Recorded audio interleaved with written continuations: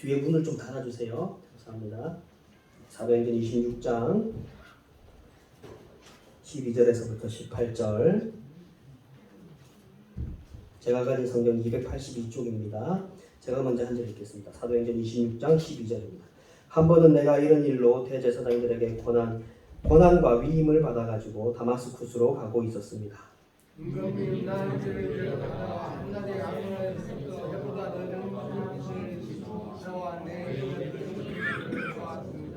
우리는 모두 땅에 엎어졌습니다. 그때에 헤브리 말로 나에게 사울아 사울아 너는 어찌하여 나를 핍박하느냐 가시도 진 채찍을 발길로 차면 너만 아플 뿐이다 하고 말하는 음성을 들었습니다.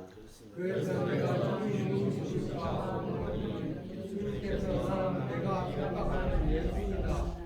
자 일어나서 발을 딛고 서라. 내가 내게 나타난 목적은 너를 끈으로 삼아서 내가 나를 본 것과 내가 장차 내게 보여줄 일의 증인이 되게 하려는 것이다. 나는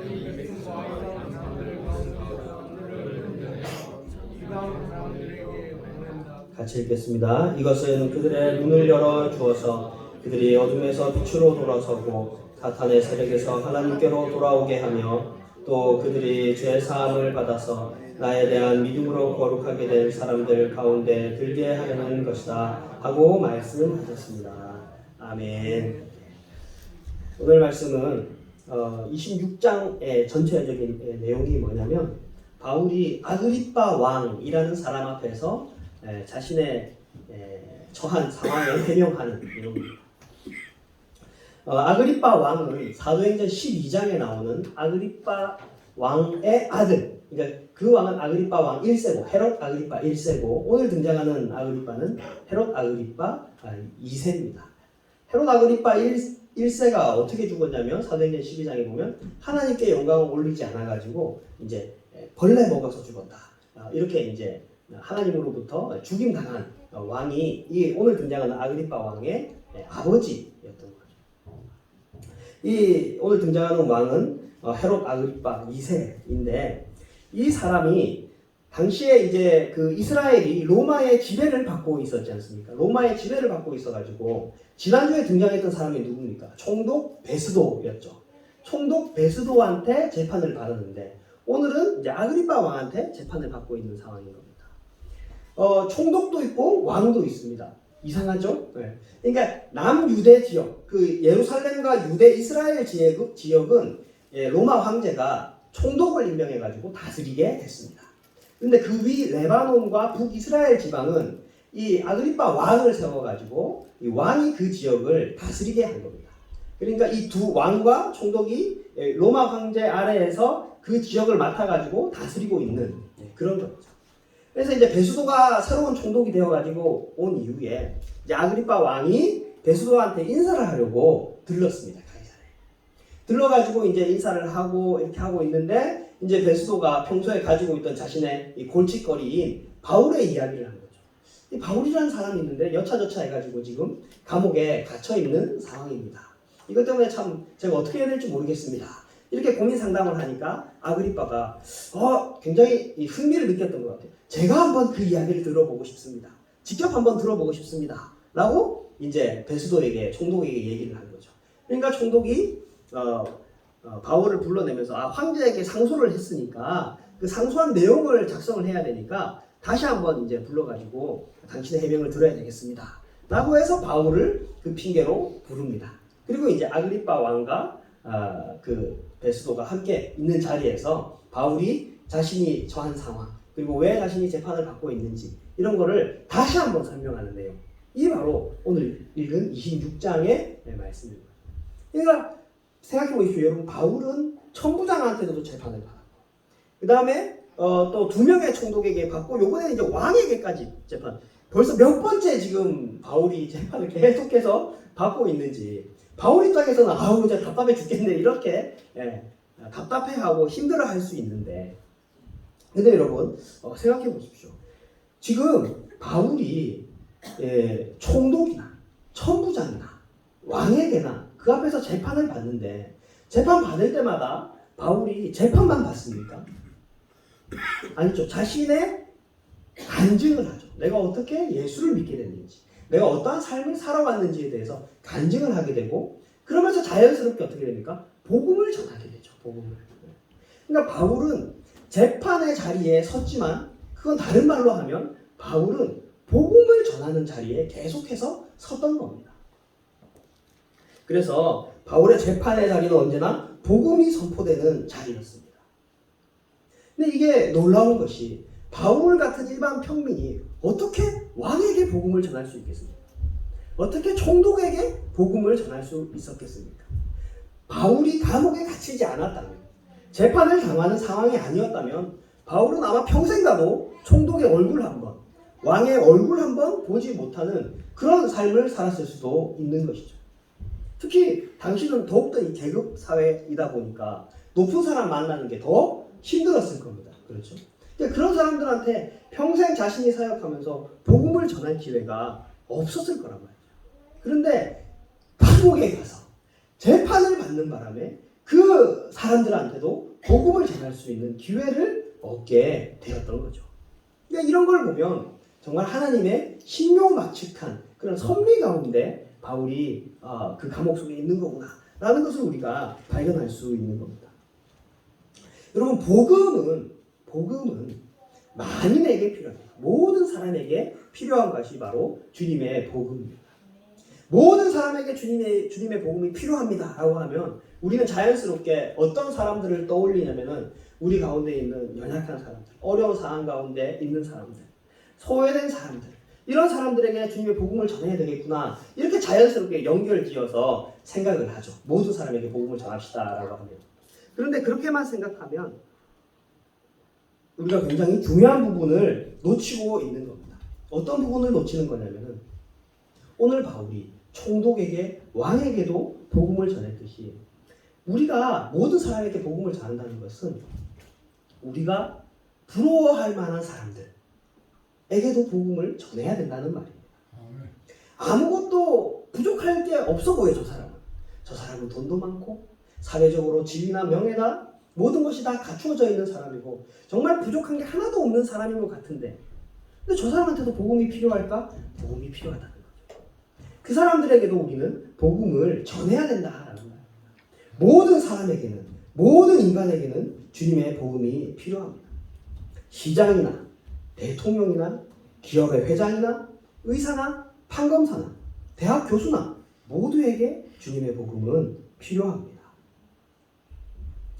모든 것을 가진 것 같은 사람도 그 사람도 주님의 복음이 없다면 결국에는 비참한 상황 가운데 놓여 있는 사람이기 때문에 그렇습니다.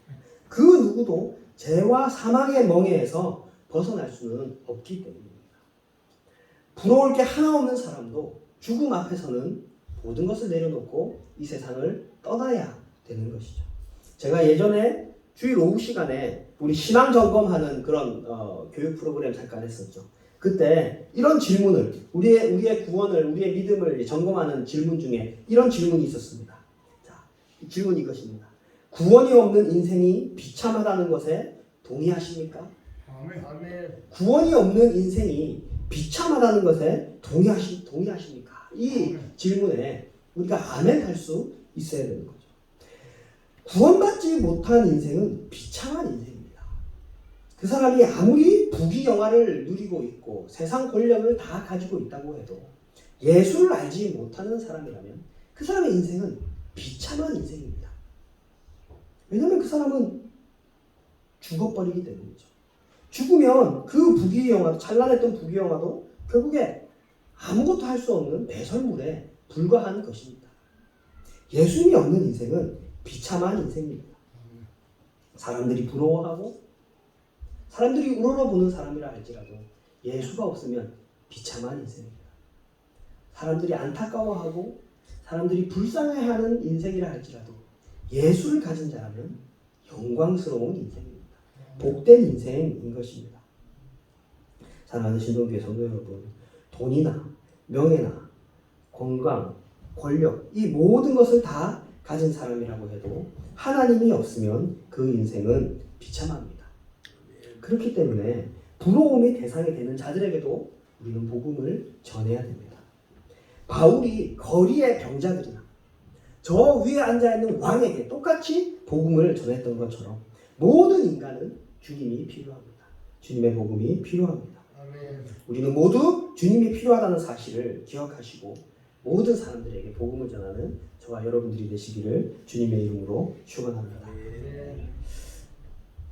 우리 모두는 다 주님이 필요한데 우리가 오늘 읽은 이 본문 말씀, 우리가 읽었던 12절에서부터 18절 말씀을 읽어보면 어떤 내용입니까? 바울이 예수님을 만나서 회심하는 내용이죠. 바울이 예수님을 만나서 회심하는 내용인데 이 장면을 통해서 우리가 놀라운 점을 하나 발견할 수 있습니다. 바울이 주님을 만나는 장면이 놀라운 이유는 바울이 예수님을 찾아간 것이 아니라 예수님이 바울을 찾아왔다는 사실입니다. 바울이 지금 다마스커스로 가는 길이었습니다. 근데 그거는 예수님을 만나기 위해서 가는 길이 아니었어요. 예수님을 오히려 박해하기 위해서 가는 길이었죠. 그런데 예수님이 바울을 찾아오십니다. 그래서 바울이 예수님을 만나서 회심을 하게 되죠. 그러니까 우리는 모두 주님이 필요합니다 라고 얘기하는데 정작 우리가 주님을 찾아가는 게 아니라 주님이 우리를 찾아오신다는 겁니다. 이게 놀라운 복음의 특징인 거죠. 사랑하는 신동교회 성도 여러분, 우리가 주님을 찾은 것이 아닙니다. 여러분 착각하지 마세요. 여러분들이 험한 인생 살다가 힘들고 괴로워서 주님을 찾고 붙들었다 라고 생각하지 마십시오. 그게 아닙니다. 험한 세상에 방황하고 있는 여러분들을 주님께서 찾아가신 겁니다. 주님께서 여러분들을 만나신 겁니다. 주님께서 여러분들을 붙드셔서 인도하고 계신다라는 것이죠. 주님이 여러분들을 먼저 찾으셨습니다. 언제나 주님께서는 먼저 찾으시는 분입니다. 이 내가 필요해서 주님을 찾았다는 게 아니라 주님이 나를 먼저 찾으셨다는 것을 인식하는 것은, 그걸 기억하는 건 굉장히 신앙생활에 있어서 중요합니다. 왜 중요하냐면 먼저는 내가 주님을 믿는 것이 은혜한 것을 아는 거죠. 내가 잘나서 내가 똑똑해서 주님을 만난 게 아니라 주님께서 나를 찾아오셔서 만나셨다는 게 이게 은혜인 거죠. 이게 감사한 거죠. 그래서 교만할 수 없는 겁니다. 날마다 감사하고 겸손할 수 있는 겁니다. 또 다른 이유는 뭐냐면은 16절 한번 우리 볼까요? 우리가 주님이 먼저 나를 찾으셨다는 걸 기억해야 되는 또 다른 이유가 바로 이겁니다. 16절 우리 같이 읽어봅시다. 시작. 자, 일어나서 발을 딛고 서라. 내가 내게 나타난 목적은 너를 일꾼으로 삼아서 내가 나를 본 것과 내가 장차 내게 보여줄 일에 증인이 되게 하려는 것이다. 자, 여기 보시면 내게 나타난 목적은 이라고 합니다. 내게 나타난 목적은. 여러분, 목마른 사람이 우물을 파죠. 그렇죠? 목마른 사람이 우물을 파죠. 어떤 어려운 부탁을 해야 될 일이 있을 때 찾아가서 부탁합니까? 아니면은 내가 있는데 와서 내 부탁 좀 들어보십시오라고 합니까? 어려운 부탁을 하면은 찾아가죠, 그죠? 그러니까 급한 사람이 필요가 있는 사람이 찾아갑니다. 그렇지 않습니까? 그렇죠? 그러니까 내가 주님을 찾아가서 만났다라고 하면 뭐예요? 그 요구권이 누구한테 있는 겁니까? 나한테 있는 거예요. 내가 지금 급해가지고 하나님 찾아갔어요. 그러면은 일단 하나님 내 부탁 먼저 들어주셔야 돼. 왜냐면 내가 급해가지고 찾아갔으니까. 그런데 주님께서 먼저 나를 찾아오셨습니다. 그러면 요구권이 누구에게 먼저 있는 겁니까? 주님에게 먼저 있는 거죠. 주님이 먼저 우리에게 요구할 권한을 가지고 계신 겁니다. 왜? 먼저 찾아오셨으니까. 그래서 16절에 보시면은 내가 내게 나타난 목적은 그러니까 내가 그냥 찾아온 게 아니라 목적을 가지고 찾아왔다. 내가 너한테 부탁할 것이 있어서 찾아왔다 라고 그 목적을 분명히 가지고 찾아오셨다라는 겁니다. 그래서 목적을 가지고 있다라는 말은 곧 내가 너한테 줄 사명이 있다라는 말인 것이죠. 하나님이 우리를 찾아오셔가지고 우리를 구원해 주시고 우리에게 사랑을 베풀어 주시고 우리를 놀라운 그 은혜로 인도해 주시는 것은 다 주님의 목적이기 때문입니다. 다 그냥 우리를 구원해 놓고 그냥 가만히 그래 잘 있는구나 하는 게 아니라 우리를 찾아오시고 구원하신 데는 다 주님의 뜻과 목적이 있다는 것이죠. 그렇기 때문에 우리는 주님의 명령에 순종해야 되는 겁니다. 먼저 찾아오셨고 찾아오신 이유가 목적이 분명하기 때문에 우리가 주님의 명령에 순종하는 것이죠. 여러분 어느 날 갑자기 대통령이 여러분들한테 띠리리리 전화를 걸었습니다. 대통령이 전화를 딱 해가지고 네 여보세요 했더니 예 누구시죠? 저 대통령입니다. 예 무슨 일이십니까? 나라를 위해서 헌신해 주십시오. 제가 그러면은 장관의 자리를 약속하겠습니다. 약속하는 게 아니죠. 장관의 자리를 줄 테니까 나라를 위해 헌신해 주십시오. 제가 이 일을 위해서 당신에게 찾아왔습니다. 라고 얘기하면 여러분 싫습니다. 라고 거부할 사람이 있습니까? 감사합니다. 영광입니다. 영광입니다. 라고 하죠. 그러니까 하나님께서 우리에게 찾아오셔가지고 우리에게 명령을 주시는 것은 영광스러운 자인 겁니다. 아멘. 기쁨이 되는 것이고 이게 순종할 때 오히려 나에게 복이 되는 것이죠. 복이 되는 것이죠. 그래서 이 영광스러운 일을 우리가 감당해야 되는 것입니다.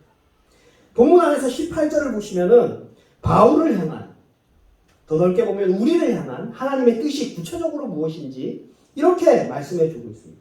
우리를 구원하신 목적입니다. 18절을 우리 같이 읽어봅시다. 18절 시작. 이것은 그들의 눈을 열어 주어서 그들이 어둠에서 빛으로 돌아서고 사탄의 세력에서 하나님께로 돌아오게 하며 또 그들이 죄 사함을 받아서 나에 대한 믿음으로 거룩하게 된 사람들 가운데 들게 하려는 것이다 하고 말씀하셨습니다.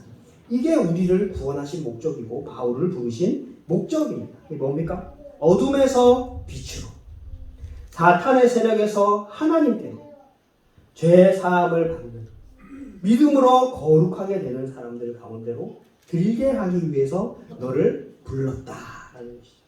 이게 하나님께서 우리를 향한 뜻입니다. 어둠에 빠진 사람들을 빛으로 인도하고 사탄의 세력에 무너진 사람들을 하나님께로 인도하고 죄 사함의 복음을 전하고 믿음으로 사는 것, 하루하루 거룩하게 살아가는 것, 그게 바로 우리가 해야 되는, 교회가 해야 되는 일인 것입니다. 병을 고치는 것, 병원도 할 줄 압니다. 부자가 되게 하는 것, 사업 컨설턴트나 은행을 찾아가면 됩니다. 공부 잘하는 것, 좋은 선생을 만나고 좋은 학교를 만나면 됩니다. 근데 교회는 그런 곳이 아닙니다. 교회는 복음을 전해 하나님께로 돌아오게 하는 곳입니다. 그리스도인이 그리스도인으로서 이 존재 목적에 맞는 그런 참된 삶을 살 때 우리는 진정으로 행복할 수가 있습니다. 그리스도인으로 부름받았으면 그리스도인답게 살아야 행복한 거죠. 원숭이는 나무를 타고 말은 달려야 됩니다. 말이 나무를 타고 원숭이가 달리기를 하면 고생이죠. 힘들고 어렵기만 합니다. 말은 달리고 원숭이는 나무를 타야 됩니다. 이렇듯이 그리스도인은 우리를 먼저 찾아오신 주님의 그 목적에 합당한 삶을 살아가야 되는 겁니다. 그래야 우리가 참되게 행복할 수 있는 것입니다. 사랑하는 신도교회 성도 여러분, 우리를 먼저 찾아오신 주님은 우리를 구원해 놓고 그저 멍하니 바라만 보고 계신 분이 아닙니다. 우리가 구원받은 자녀로서 그 합당한 삶을 살아가기를 원하십니다. 어둠을 걷어내고 빛을 비추고 하나님을 사랑하고 이웃을 내 몸과 같이 사랑하는 그 사랑하는 삶을 살아가기를 원하십니다. 바라옵게는 신동의 모든 성도님들은 우리를 먼저 찾아오신 주님께 응답하는 그런 믿음의 삶을 사시는 저와 여러분들이 되시기를 주님의 이름으로 축원합니다. 기도합시다. 하나님 아버지 은혜와 사랑을 감사합니다. 하나님 주님께서 먼저 우리를 찾아오셨다는 사실을 기억하게 하시고 하나님 그 부르심에 합당한 삶을 살아가는 우리 모두가 되게 하여 주시옵소서. 감사드리며 예수님 이름으로 기도했습니다. 우리 함께 일어나셔서 찬송